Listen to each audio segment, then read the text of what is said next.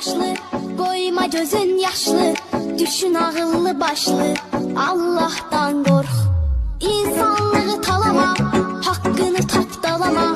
Yıkılanı baltalama, Allah